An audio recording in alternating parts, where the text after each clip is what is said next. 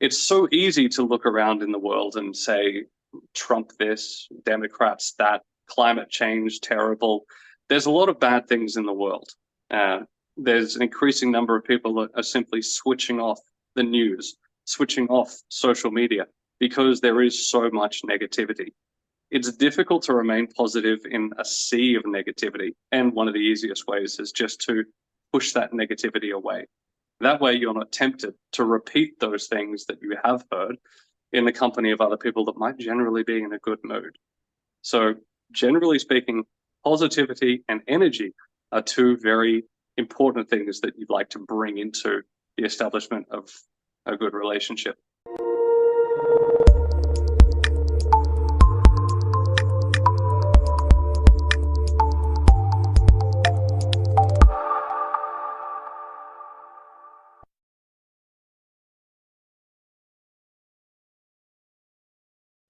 In the 3 years that I have been out of Australia, obviously I'm in Australia temporarily, but I have flown enough miles to go around the world about 36 times.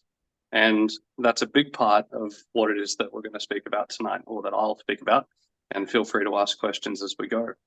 I'm going to break this little conversation up into three broad points. One is how to attract high-value relationships. The next is how to grow those high-value relationships. And the final third is around the maintaining of those high-value relationships. I've spoken to some of you before about the concept of charisma, and a big part of charisma is your positivity and your energy. Those are two very important things when it comes to attracting people of any variety, high value or not. The more positivity you are able to exude and the more energy you're able to bring to a relationship, it puts a very, very strong foundation under the relationship that you're going to be trying to create. As I've flown around the world and I've met people from cultures from Turkey to Thailand, from Panama to Poland would be a nice way to round out that alliteration. And there is something which I have found that is true across all languages, across all cultures, and that is that those people that bring negativity, that bring a downer style of energy into a relationship, are people that are generally not invited to come back for a second time, certainly not a third time, and not invited to participate in interesting activities, whether they be dinners or private sporting events or maybe a trip to Copenhagen just for fun. Those are the people that are generally excluded. I've spent quite a bit of time with some of those people and have seen them be phased out of relationships. As their negativity increases, their invitations decrease. People generally want to feel good, and it's difficult to feel good when there are people that are bringing everybody down, that are looking at the negative side of things. It's so easy to look around in the world and say, Trump this, Democrats that, climate change terrible. There's a lot of bad things in the world. There's an increasing number of people that are simply switching off the news, switching off social media, because there is so much negativity. It's difficult to remain positive in a sea of negativity. And one of the easiest ways is just to push that negativity away. That way you're not tempted to repeat those things that you have heard in the company of other people that might generally be in a good mood. So generally speaking, positivity and energy are two very important things that you'd like to bring into the establishment of a good relationship. I like how you, switching off the social media, not watching news anymore. I even turned my technology on grayscale. So I've got no color on my phone just to make it look not interesting, so that the world becomes more interesting.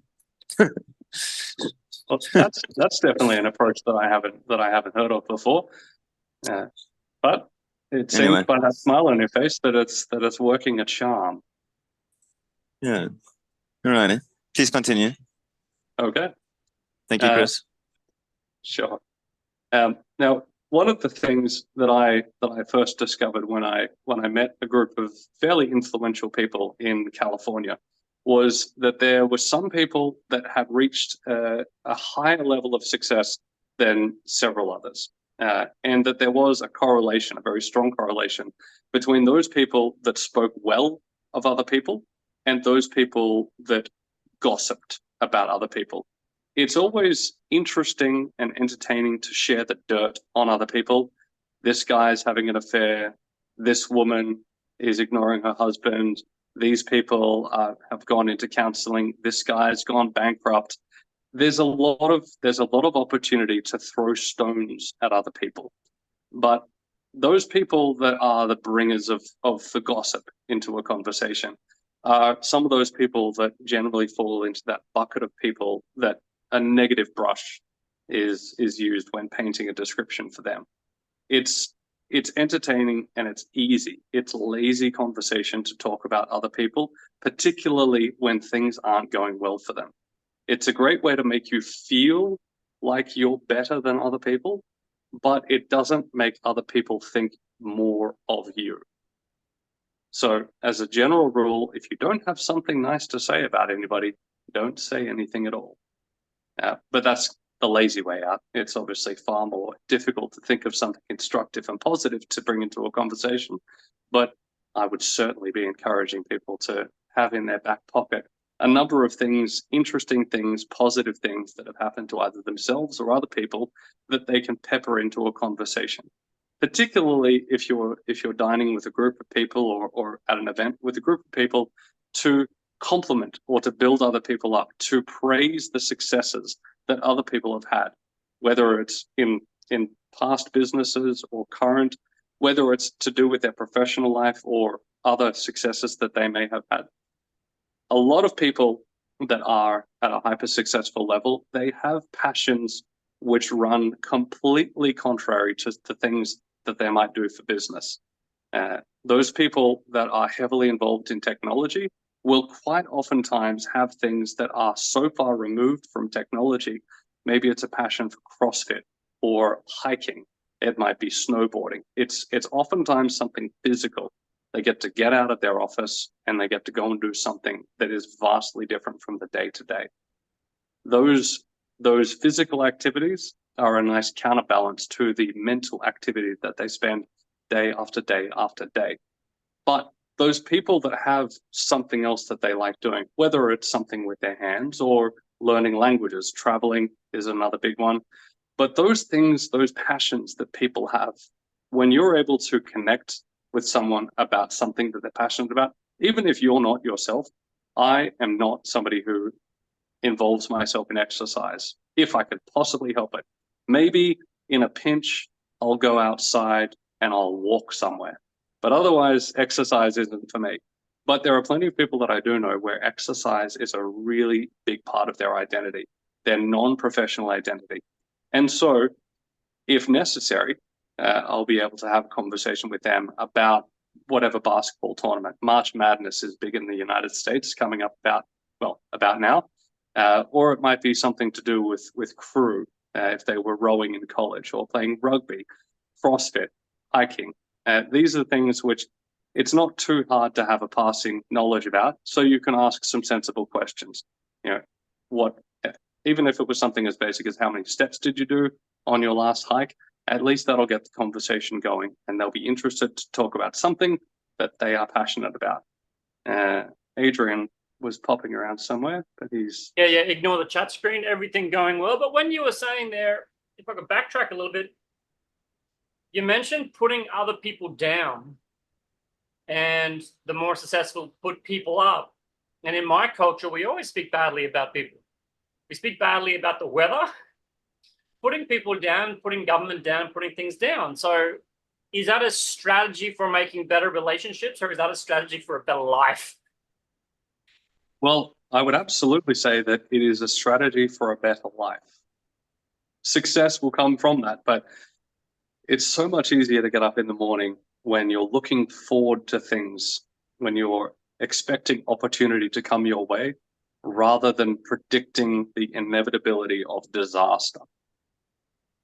there will be things that happen which aren't going to go according to plan. But if you're expecting them, if you're looking for them, you will find them.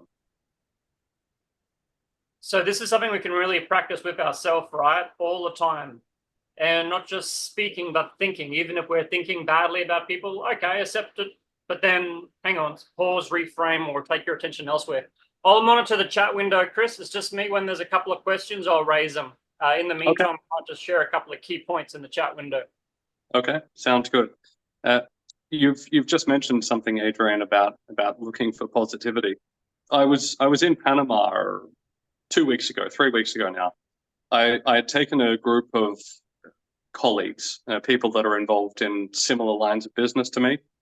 I was going on a relationship building exercise. So in this particular situation, I had been having some difficulties with the manufacturer of some machinery, which I have purchased. And things had not been going well in that relationship. It was a commercial relationship, and unfortunately, I had been misled, is probably the politest way to put it.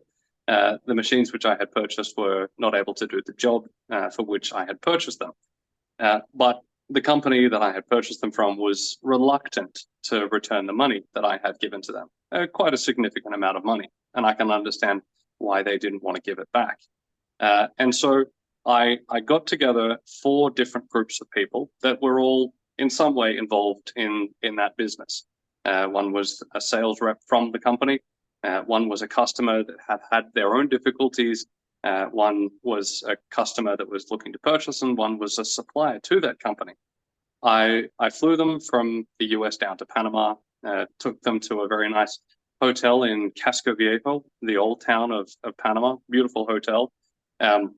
Rented a yacht, took them out on the water through the Panama Canal, had some lovely dinners. And at the end of that weekend, it was a long weekend, the wives and girlfriends and husbands came along where appropriate. And at the end of that weekend, not only had I resolved the problems of the person that had other problems with this manufacturing company, he was getting a new machine, which hadn't been on the cards prior to that weekend. But also I'd been able to turn my situation into one which was far more positive. All that happened was that I demonstrated that I was interested in continuing a long-term relationship, and that changed entirely the perspective of the people that were basically holding a large sum of money. The relationship was repaired, the business will continue, and things are going on the up and up. But the follow-on from that was that I had spent another few days with one gentleman and his girlfriend. Now, I have a fairly good relationship with the guy. We do work together and have done for many years. He's a little bit younger than I am, and he looks to me for the occasional bit of guidance. And after having the 3rd or 4th meal where many things were said about the quality of the meal being amazing, but it was always followed with something like, you wouldn't get this in America. This would be so expensive in America. The food wouldn't be anywhere near as good in America. The service would be terrible. It was positive comment about Panama, followed by negative comment about the US, as though there needed to be a comparison in order for one thing to be good. There needed to be something to be bad. And I pointed this out to this young man, and he said, that is not at all what I intended. When I was saying those things, I was just saying that this is fantastic. I said, well, yes, you did say that this was fantastic, but followed it up with, this is why the thing in America is not good. And I will put my hand up and I will say I'm the first person to rag on America, because surrounded by Americans all the time, particularly Americans that don't travel and haven't seen much of the rest of the world. I can see Adrian there sniggering. I'll be the first person to say America is fantastic. It is a place where economic prosperity can be found. Opportunity is around every corner. And with a little bit of hard work, you can make your wildest dreams come true. But there's a lot of good places outside of America as well. It's not the only good place. And so one of the things that I mentioned to this guy was that every time he says something bad, he brings the conversation down from where it was, brings it up because something is great, but then brings it back down or further down because he's mentioning the negative things. Not a particularly constructive way to keep a conversation on a positive channel, but it was something once he was made aware of it, he sought to change the way that he spoke about things, the way that he complimented things, so that it was just a line in the sand. This is excellent. Full stop. Line. Paragraph. New topic. And that's something which I think, if I look back at myself, it's something that I had done previously in my spotty youth. It's something which is easy to do. You feel like filling the air with more words, and sometimes some of those words just aren't quite as positive as they otherwise could be. How are we going for time? Pretty good. One of the other things, and then I'll open it up to some questions, is at this point, when you're attempting to attract, you need to know where to go fishing.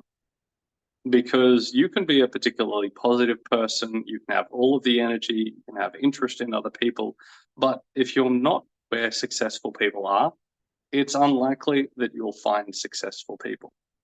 It's not to say that you can't, but you've not given yourself the best chance finding successful people if you're not where the successful people are. Now, different people have different ideas of success. For coaches, perhaps their idea of success is other successful coaches. For people in business, perhaps it's that. For people that are looking to be successful in relationships, particularly with loved ones, a husband, a wife, girlfriend, boyfriend, etc., surrounding yourself with other successful people gives you a much better chance of becoming successful in that area of your life that you're looking to find success. In the areas of business, it's a little bit easier to find those people that are successful because they tend to gravitate towards areas that are cliche, stereotypically the playground of the rich and famous. If you go to a private suite in Las Vegas for Formula One, chances are you're going to find some successful people there. Likewise, if you hang around the yacht club, if you get yourself a membership to an exclusive tennis club, you'll probably find successful people hanging around there. It's those people, coaches. Coaches tend to find their way to coaching organizations. The leaders of the coaching organizations tend to be relatively successful. And so it's almost like they're hanging a sign in their front yard saying, success lives here.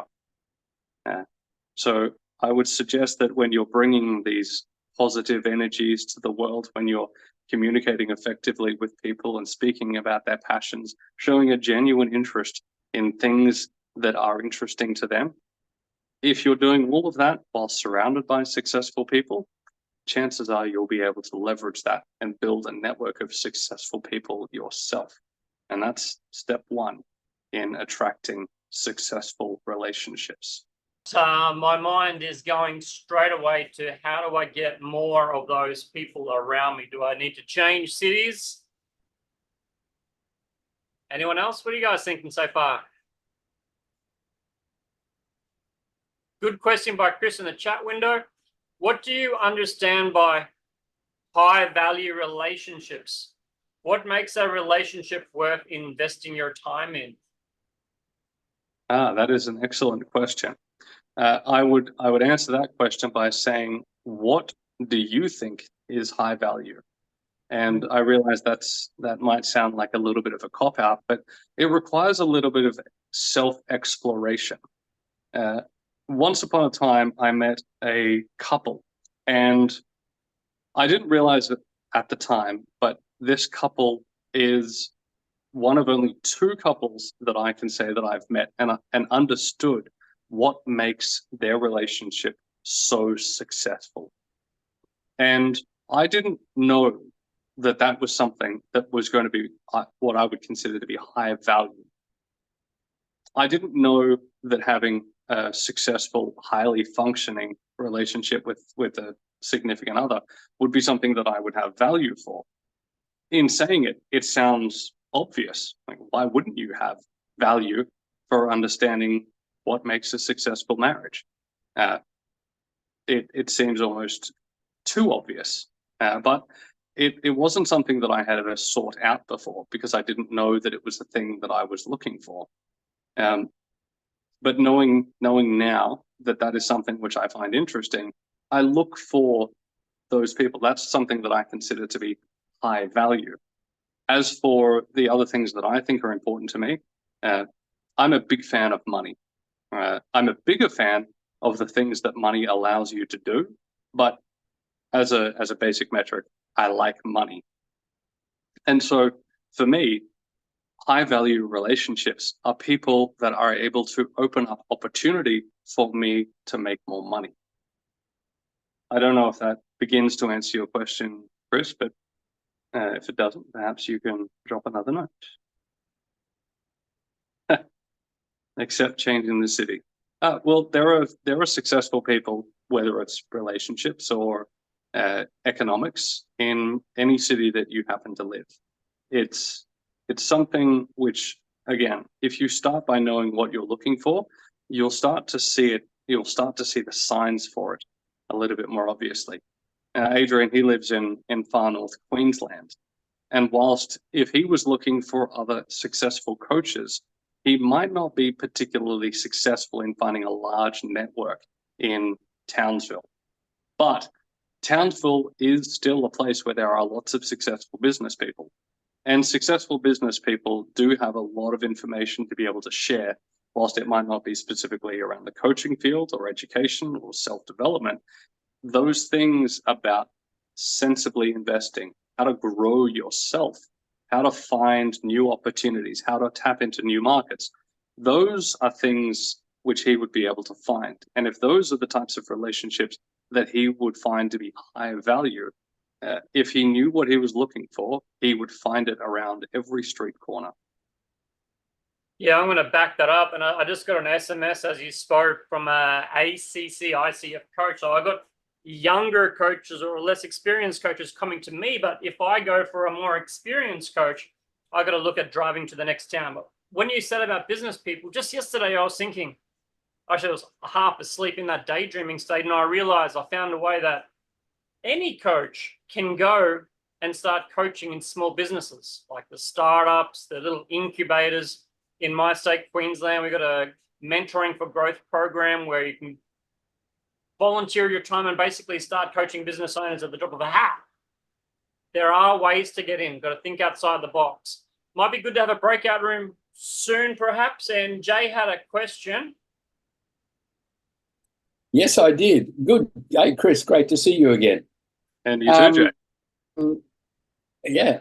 On this part about, what you're saying, if you put yourself in the right place, but there's a transition that seems to be able to happen. Obviously, when you're starting out, you might not have the financial means to go to those places. And something I found is that once I leave my home environment, and I've done that a bit lately, and we're doing it again next week, is that when I go into a place where I've made connections first, working and keeping a circle which actually your name's familiar with, and then pre-making times and appointments to see people brings the opportunities further to then network at a higher level. So the transition, I think, is a really important point for people wanting to establish and work their way up to get the higher value. Yes, and I agree with that. I would also like to just throw something in there. I think the term networking is one that has carried a little bit of, in my opinion, negativity. When people go to networking events, those networking events are largely people who want to sell something, trying to sell to somebody else who's trying to sell something. It's a group of salespeople that are coming together and they're all trying to sell to each other. I'm not sure if you agree with that, Adrian. I know that you've been to a few of those before. 100%, but there are other ones. Oh, there absolutely are.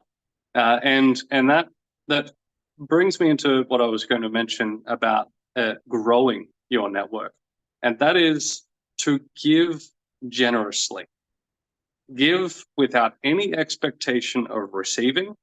Become somebody that delivers value to others. I'm not saying be a charity, because that's not the thing that is necessary, but bring value to other people. Be the person that other people look to as a leader, as somebody who builds other people up.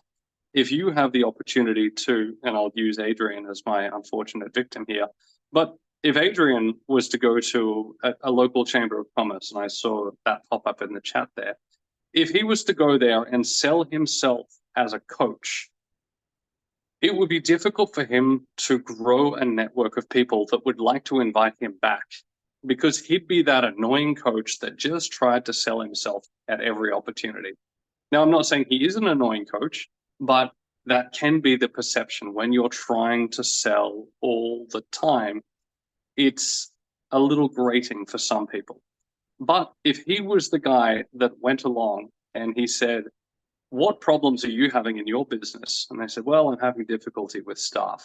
I said, well, as it happens, Adrian says to the person, I know this network of people, they have hardworking people looking for jobs.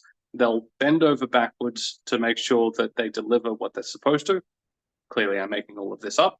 But if Adrian is the person that comes along and provides a solution or a possible pathway to a solution, then Adrian is no longer that coach that's trying to sell himself. He's trying to build somebody else a pathway for their own success. And ultimately, that's what coaches do.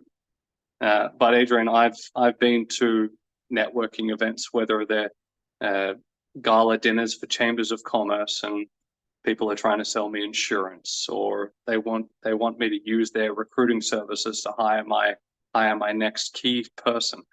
And that's lovely. It's great to have a network of potential service providers, but it would be a lot more interesting or a lot more valuable to me if they said, well, Chris, you're here in Thailand. I see that you're here a little bit.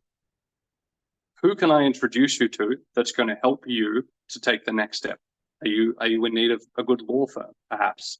I know that you're wanting to perhaps spend more time here and work here legally. I could introduce you to a nice immigration lawyer, or somebody in Turkey that says, oh, Chris, you've reminded me that your connections in Australia, I'd like to introduce you to this government minister. These are things which are, to me, very valuable. But that's the type of lesson that I have taken away from some of my other meetings and the networks that I have, where people don't say, let me sell you something. They talk, they discover, and they bring value. There's a very successful gentleman that I know in Orange County, and he's got lots of things to sell. In fact, he could sell you probably anything that you're ever going to need. But I don't know most of what he sells. Just the other day, I discovered that he had quite a significant investment in a drone company. I don't need to buy drones, but he doesn't talk about himself and his businesses or investments very often. But he does ask you what problems you're facing, and he opens up his network to people. But because he's the one that opens up his network to other people, he is also the first person that people contact when they have an opportunity. If they have a new business, if somebody is looking for investment, if somebody has a great idea that might be complementary to what he's doing, they come to him first.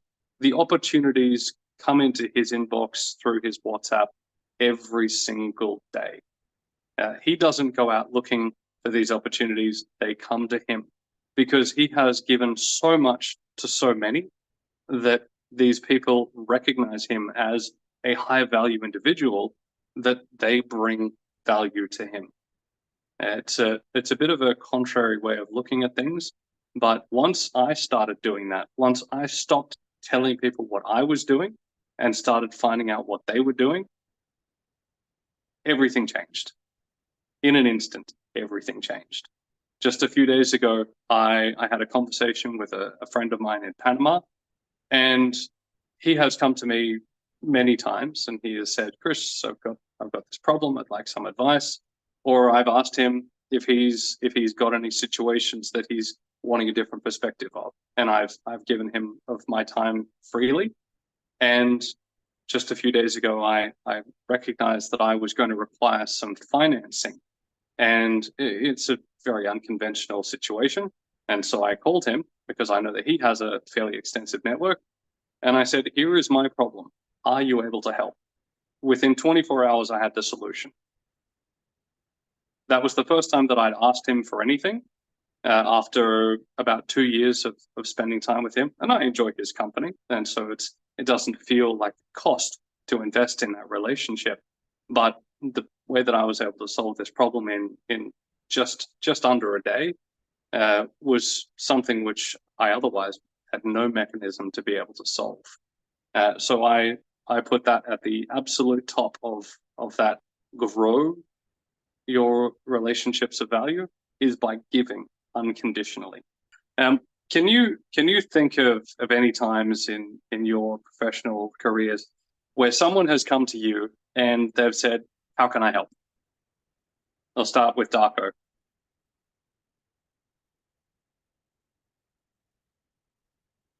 Not what they call maybe when I met Adrian and we start working together. So at some point, Adrian was someone who is asking and he's willing to help. Otherwise, in my country, no. Okay. And Adrian, have you you've had it twice? I think twice. One is a guy that sells BNI memberships, and the other one is my cousin who is a super connector in the AI Brisbane. And every now and then, people from random paths go, "Oh, you know Lucas." I'm like, "Yeah." He's a super connector with a big company as well. Okay. So very, very rare. And for those people that do say, how can I help? What is your opinion of those people? How do you value those people?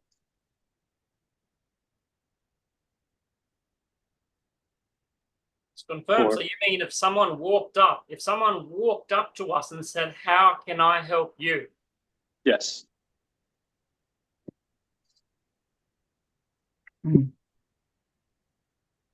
I first would be interested what area he has expertise in, and then to ask help. For sure, there I need help. I would need help in some areas because as persons we have engagement in multiple areas in the life. So for sure, in some area there we are needing some help.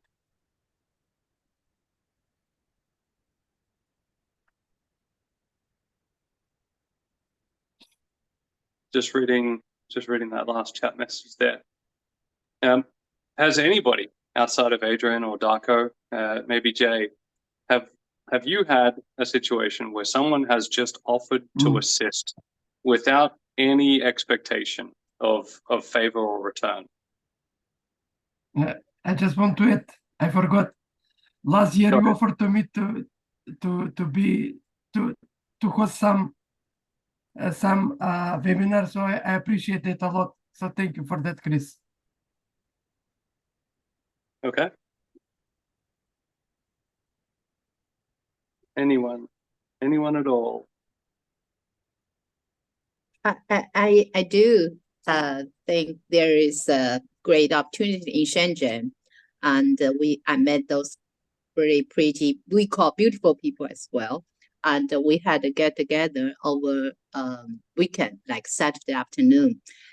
They have done lots of business previously, but now they were not that busy as before, and they come together and form such a community, sharing what their values and what they can assist others without any fees or conditions. So that's something I could think about. They will not ask you the returns. I think that's something I could share. What happened in Shenzhen and in China. There's such good circumstances we could, but somehow we, as what Andrew shared, somebody shared in the chat room saying we need to get closer. We need to open the door. We need to connect with the people, and that we found such opportunity. Does that make sense? It does indeed. Thank you. Farah, I see you had your hand up first. Yeah, Something- hi. So unfortunately, I haven't had that luck where someone has offered their help. But if ever I get that in my professional area, I would say where I need help, because I would just respond to that person and say where I need help and see if they can help in fact, because sometimes I see because I'm on the client side, so I get a lot of people who want to sell their business to us. So it's mainly where people want to say, how can we help? It's mainly how can we sell something to you, rather than really help you, so that, yeah, it can be, we can pay you afterwards, but really that helping part, which is the more important thing, rather than the getting paid one. So this is how I would have done, like just respond to the call for it's not call for help, but it's the other way. I don't know how to say it, but it's the proposal to help, if I can. Yeah, my opinion. Yes, I'm just wondering, you mentioned America, United States, and they say there is no free lunch. So every time that somebody offers you help, it's because they have their own interest, like Farah said. And I Yes. think it's easier to recognize somebody that really wants to help you when you ask for help and they give you, but not when they offer. I don't know. I'm just kind of. No, I do Sure. understand. I understand what you're saying, and yes, they do often say there is no such thing as a free lunch. So when I said for you to give generously to others, that's step one, is recognizing that it is possible to give to other people without having any expectation, so that when people might offer that to you, that you can also recognize that they are doing it from a place of genuine desire to help. It's something where there are a lot of people that are perhaps a little bit more skeptical or a little bit more selfish, and they don't recognize when there is a genuine offer to help. But what I would like to say to that is, for those people that have never had somebody offer them help, it might be a good idea for you to put together a list of 3 or 4 people that during this next week, whether they're people that you work with, whether it's a neighbor, a friend, a colleague, and ask them, is there anything that I might be able to help you with? Because that will do 2 things. One is that it will allow you to get into the habit, to start developing the habit of asking people how you can help. And the second is that it will help you to recognize that you have skills and value yourself to be able to give to other people. One thing that I also see when I travel is that people have a little bit too much humility. They don't recognize that they have skills that actually are value to other people. They put their own sense of skills below their own humility. They feel as though they don't have value. When you don't feel that you have value, it's hard for other people to feel that you have value. And so giving value to other people is a good way for you to recognize, I can actually help. I do have something to offer. And that will do the next thing, which is that it will bring recognition to you as a valuable person. When you help other people, people will talk about it. When other people start recognizing you as a leader, as somebody who is helpful, somebody that is high value themselves, then you will be placed into a different category from those other people that are just the parasites of society that just take and take and take and take and take. You will be the person that is held above all of those. And just like my friend, where opportunity comes to him first, opportunity will come to you as well. Now, I just noticed that Alicia there had posted something there. Now, if I can throw out a comment, in the chat window, Emily mentioned Adrian and Chris have offered help with coaching and feedback in groups and reaching out individually. During the NLP training we were running, Chris and I were regularly going above and beyond by reaching out to the students saying, hey, how you doing? Hey, you want a coaching or anything? We do it all the time because it's our way of giving and paying it forward.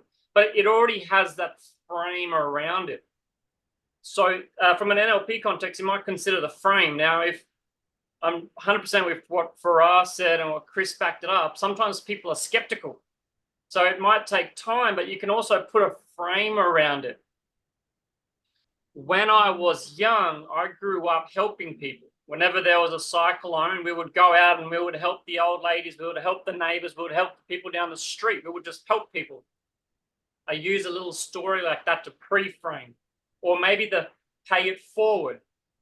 So if someone is a bit skeptical, I put the frame around it. I say, I believe in paying it forward.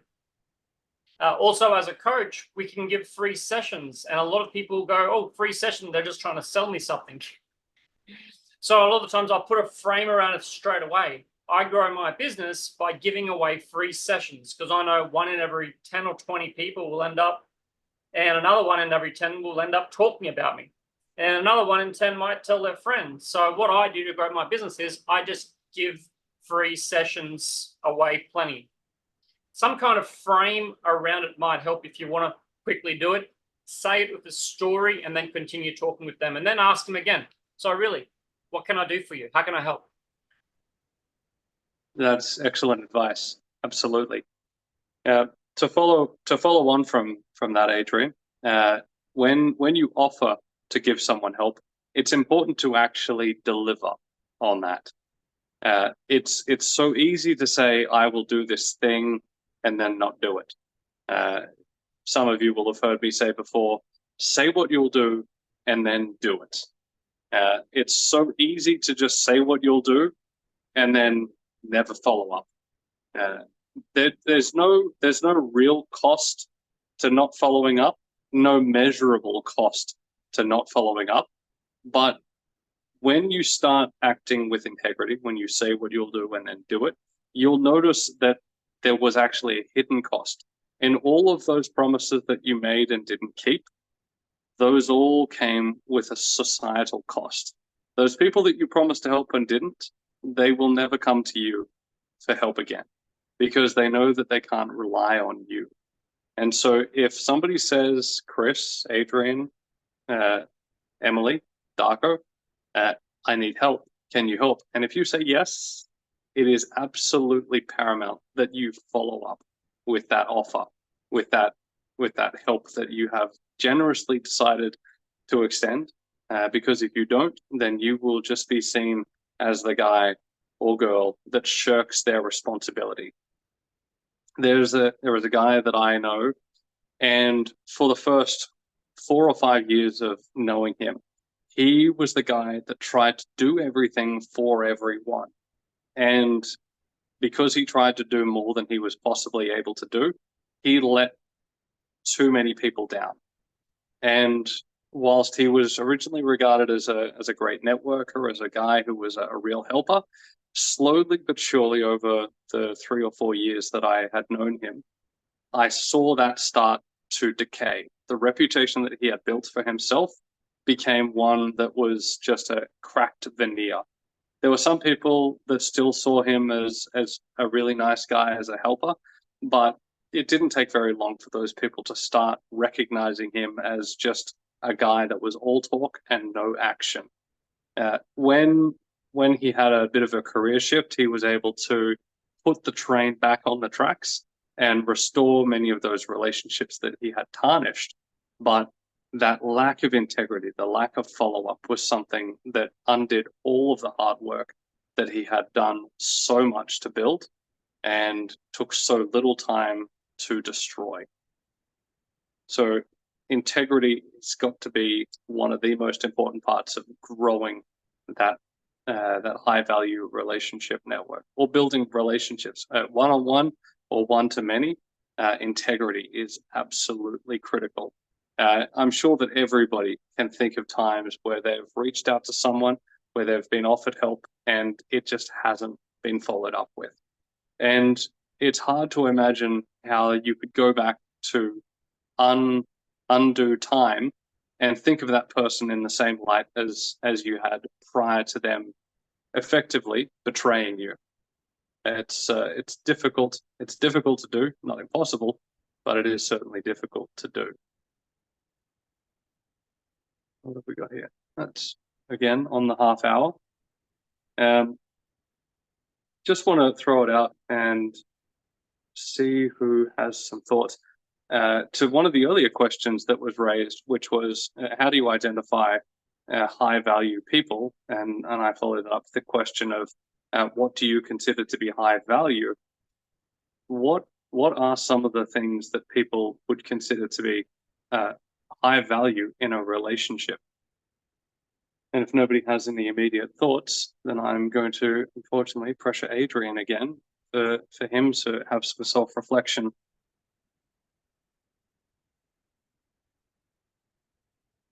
Perhaps Jay, if he's still around. Where's Jay?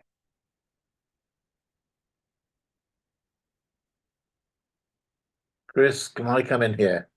Yes, please, William. Go ahead. That's lovely. Nice to Thank meet you.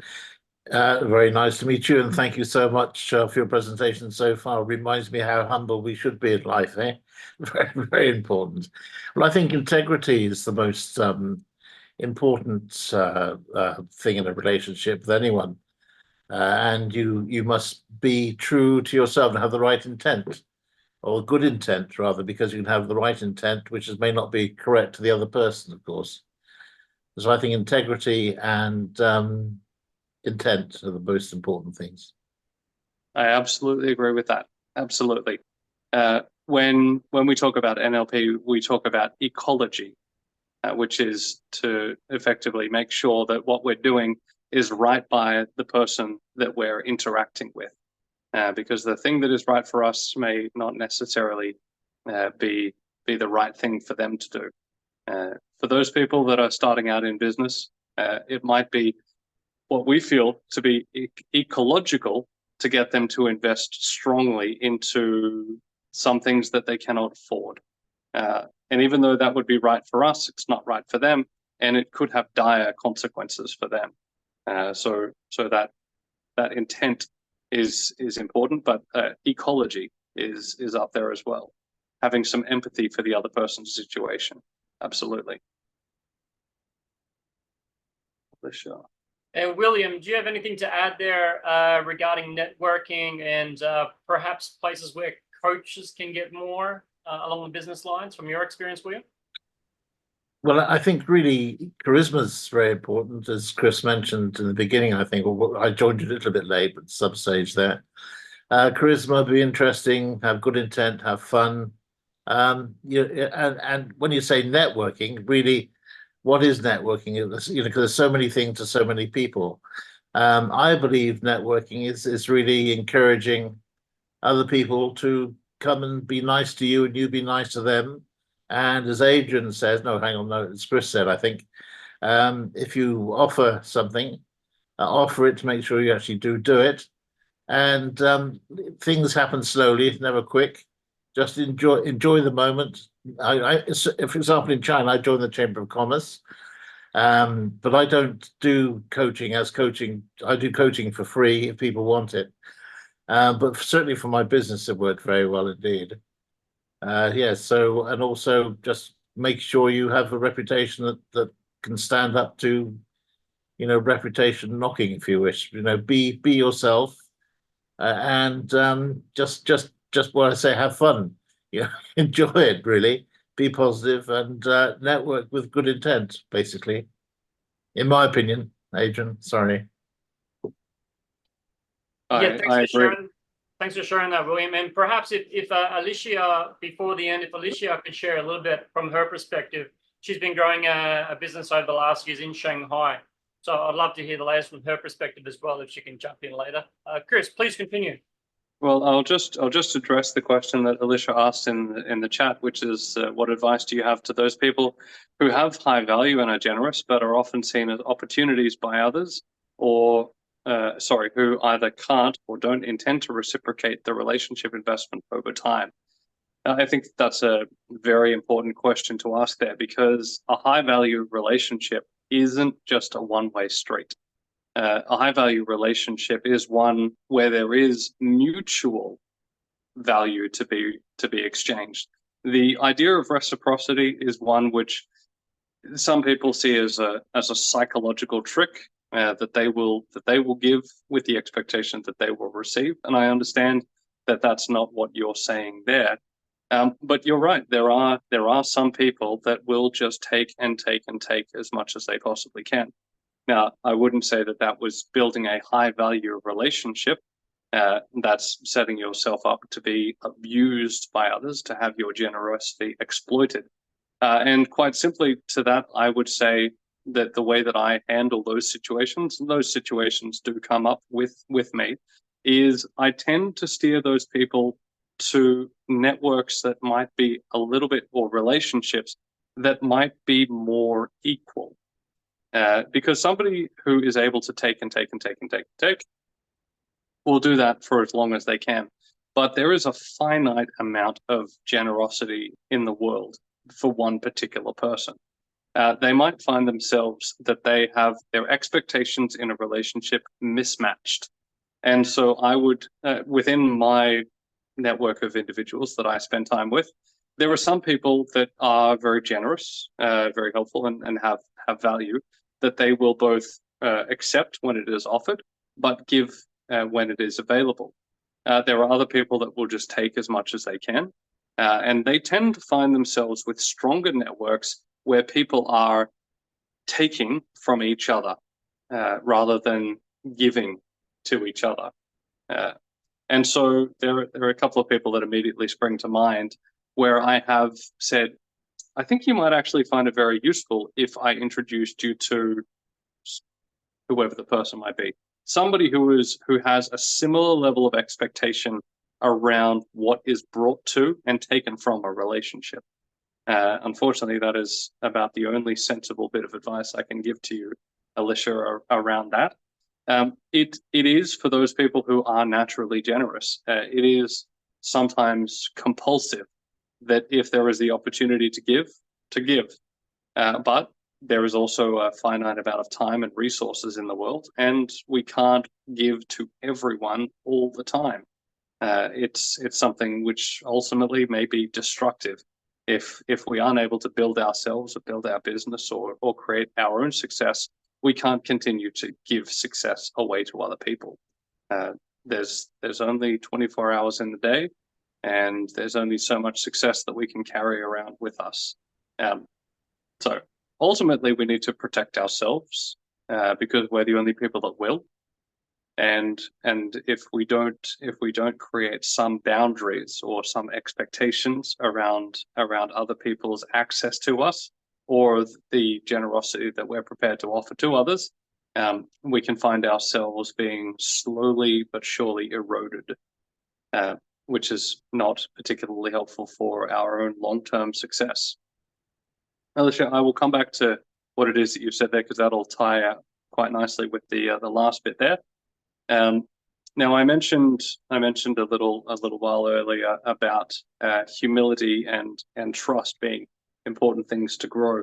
But I'd like to just spend a few minutes on the idea of maintaining high value relationships. And one of those things is patience. Patience, patience, patience. Different people at different stages will go through periods of struggle. And sometimes the people that you have established a strong working relationship with might find themselves becoming a little short-tempered. Maybe they might be a little bit difficult to access. If you call them, they won't answer. If you text them, they won't reply. But everybody has their own set of challenges. They're not always public, but everybody has their own life. And whilst you might think of yourself as a very important person, and have expectations that people will respond to you when you call, or when you send a message, not everybody shares that same sense of importance. It's quite difficult sometimes when I have a mountain of work that needs to get done, Many times it's time sensitive. And when I get those messages from friends or family, I just don't have the bandwidth. And so I understand from my own personal experience that even though I would like to be there for everybody all the time, I just can't do it. I recognize that. And so with other people, I also understand that they don't always have the time for me. And so if I don't get the reply that I'm hoping for in the time frame that I'm expecting it, patience is what I bring to that relationship.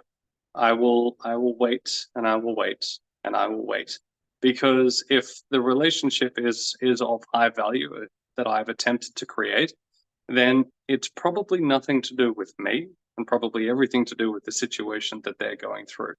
I have seen people throw away relationships, whether it's with a lover or a friend or a colleague or a business partner, simply because they haven't felt respected. When it was simply a case of they just weren't at the top of the reply list, and people said, all right, he doesn't respect me, I'm getting rid of that relationship.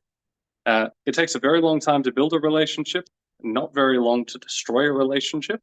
But if you can bring patience into the relationships that you have, it doesn't cost anything to keep the relationship open, to keep the lines of communication available. But if you decide that you'll just cut and run because you don't have the patience to wait for them to come back, then you can find all of that hard work just up in smoke. So patience is the number one thing for maintaining high value relationships. And the other, which I will mention, then I'll come back to some of these questions, is to connect. Now, I mentioned the idea of offering to help other people, and Adrian mentioned it a little while earlier, those super connectors. Those super connectors are, in their own way, highly valuable people. They are the people, the gatekeepers, they are the builders of high value relationships themselves. Opening up your network to other people is one way to empower other people to build success, to build their own high value relationships, and to be a closed network for people. That is, that you are the person that has a network to other people, but it's a one-way street. And those people within your network don't have wider access to the collective. That's not that's not the way that I have seen people collectively succeed. People might be private people, but communities are not. And the wider the community, the greater the success that everybody is able to achieve. And so that is the one little bit of maintaining, or that's really amplifying, I suppose, more than maintaining. And that is that if you can see someone within your network that could use somebody else within another part of your network, I would absolutely encourage you to make that connection. Not keep those people private and separate, but to build an interconnected network. The larger the community, the greater the chance of fast success. They say that a rising tide lifts all boats. And if you can be part of that rising tide, then you will see success around you everywhere, and you will rise with that tide.